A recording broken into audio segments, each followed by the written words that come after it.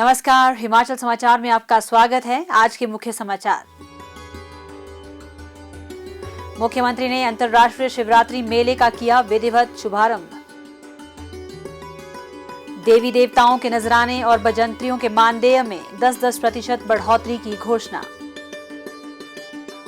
मुख्यमंत्री ने मंडी जिला में 84 करोड़ रुपए की 12 विकासात्मक परियोजनाओं के किए लोकार्पण एवं शिलान्यास।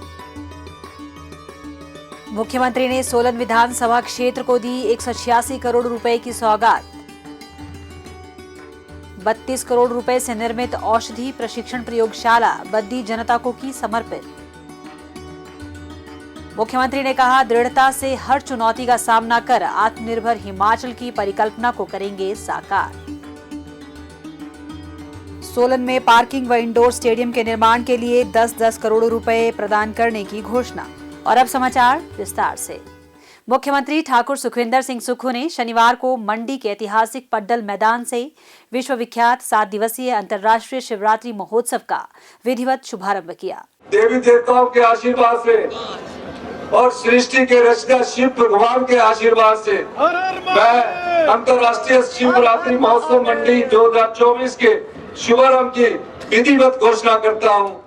मुख्यमंत्री ने मुख्य देवता राज माधोराय के मंदिर में शीश नवाया तथा मंदिर से शुरू हुई पारंपरिक शोभा यात्रा जलेब में भाग लिया। इस दौरान उनकी धर्मपत्नी श्रीमती कमलेश ठाकुर भी साथ रहीं।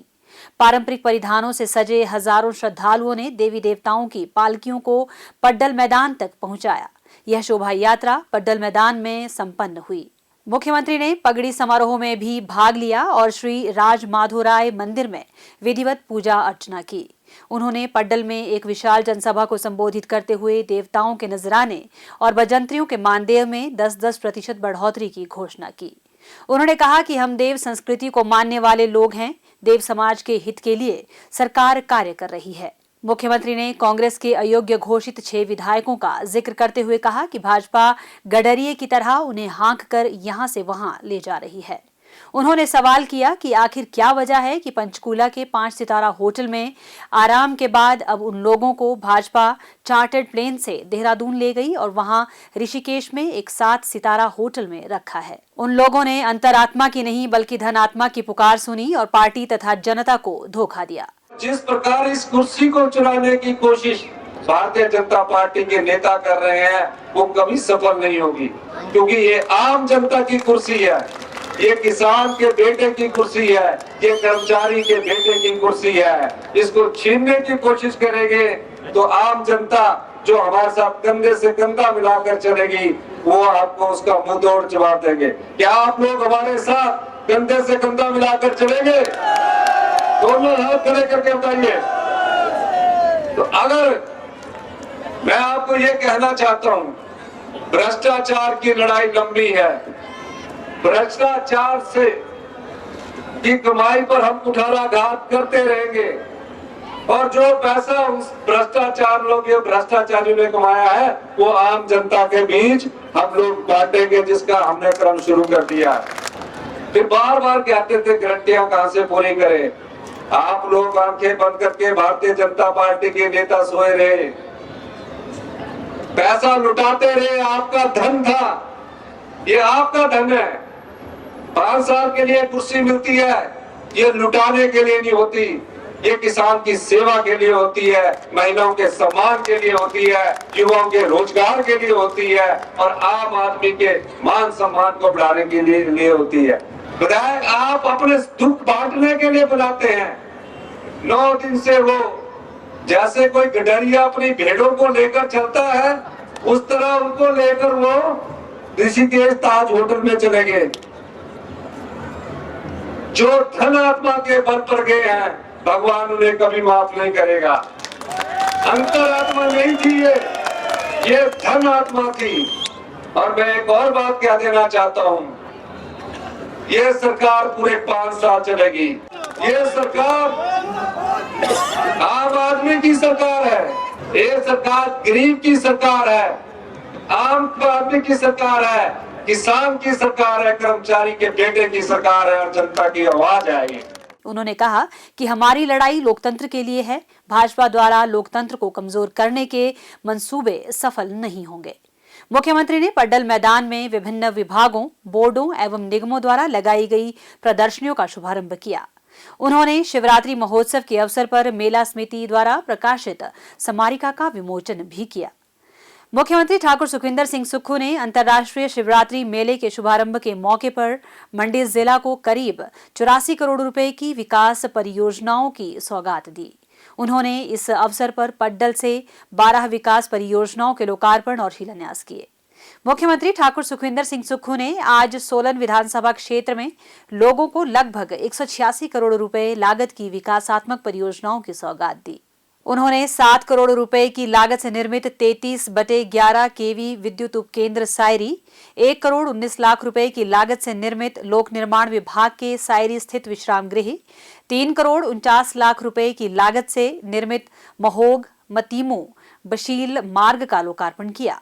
उन्होंने पुलिस थाना सायरी, 12 करोड़ 17 लाख रुपए के कृषि विभाग के उपनिदेशक कार्यालय भवन व आवासीय परिसर, 1 करोड़ 83 लाख रुपए के जायका के अंतर्गत कृषक प्रशिक्षण केंद्र, 1 करोड़ 29 लाख रुपए की लागत के राजस्व सदन सोलन, 1 करोड़ 10 लाख रुपए की स्ट्रीट वेंडर मार्केट सप्रून और 32 करोड़ रुपए की लागत से निर्मित औषधि प्रशिक्षण प्रयोगशाला बद्दी का लोकार्पण किया। मुख्यमंत्री ने विभिन्न विकासात्मक परियोजनाओं के शिलान्यास भी किए। मुख्यमंत्री ठाकुर सुखविंदर सिंह सुक्खू ने पुराना बस अड्डा सोलन में विशाल जनसभा को संबोधित करते हुए कहा कि प्रदेश सरकार हिमाचल का सुनहरा भविष्य सुनिश्चित करने के लिए विभिन्न योजनाएं और नीतियां बनाकर कार्यान्वित कर रही है। सरकार भ्रष्टाचार के दरवाजे बंद करके प्रदेश के संसाधनों का उपयोग जन कल्याण और प्रदेश के विकास के लिए कर रही है, जबकि भाजपा अनैतिक तरीके अपनाकर लोकतांत्रिक प्रक्रिया को कमजोर करने का प्रयास कर रही है। उन्होंने आरोप लगाते हुए कहा कि कुछ लोग आम जनता के धन के बल का उपयोग कर लोकतांत्रिक रूप से चुनी हुई सरकार को आघात पहुंचाने का प्रयास कर रहे हैं। उन्होंने कहा कि प्रदेश सरकार राज्य को आत्मनिर्भर बनाने के ध्येय के साथ कार्य कर रही है और सही नीतियों को आगे बढ़ा रही है। आज मैं आपको बताना चाहता हूं, 40 साल से ऐसी व्यवस्था चलती आ रही है। एक सरकार आई, दूसरी सरकार चलेगी, रूटीन से गवर्नमेंटें चलती थी। एक पुराना ढंग था, आके 5 साल बाद जनता ने बदल दिया। हम उसके लिए नहीं आए हैं। मैंने कई बार कहा कि हम सत्ता सुख के लिए नहीं आए हैं। बड़ी बड़ी गाड़ियों में घूमे, बड़े बड़े होटलों में चले।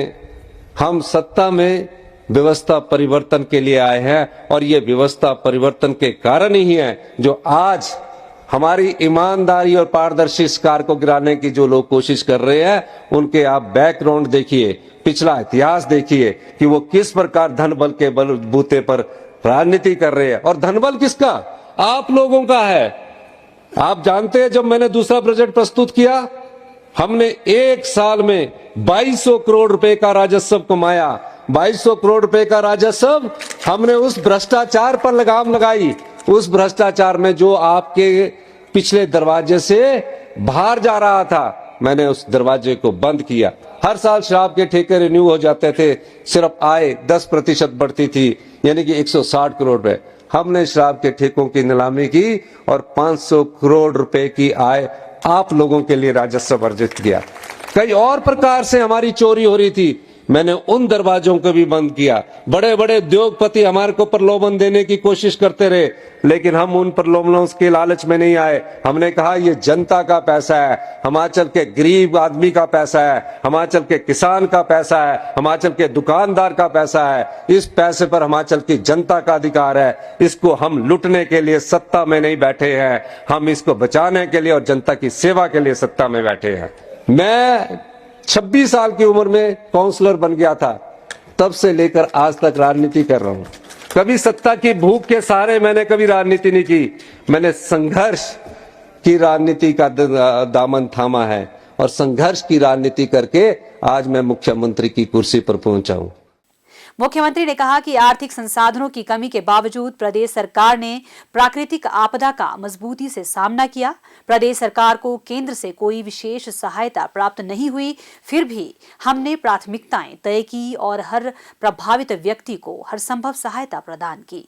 प्रदेश सरकार आम आदमी को केंद्र में रखकर अपनी योजनाओं व कार्यक्रमों का स्वरूप तय कर रही है। सरकारी नियमों व प्रक्रियाओं को सरल बनाकर सरकारी सेवाओं को आम आदमी के घर द्वार पहुंचाने का प्रयास कर रही है। इसी के दृष्टिगत राजस्व विभाग में विशेष राजस्व लोक अदालतों का आयोजन आरंभ किया गया। इसके उत्साहजनक परिणाम सामने आए हैं। उन्होंने प्रदेश सरकार की विभिन्न योजनाओं की चर्चा करते हुए कहा कि वित्त वर्ष 2024-25 के बजट में मुख्यमंत्री सुख शिक्षा योजना लाई गई है। इस योजना के तहत प्रदेश में ऐसी सभी विधवाओं के 27 साल तक की आयु वाले बच्चों जिनकी सभी स्रोतों से वार्षिक आय 1 लाख से कम हो की शिक्षा पर होने वाले व्यय प्रदेश सरकार वहन करेगी।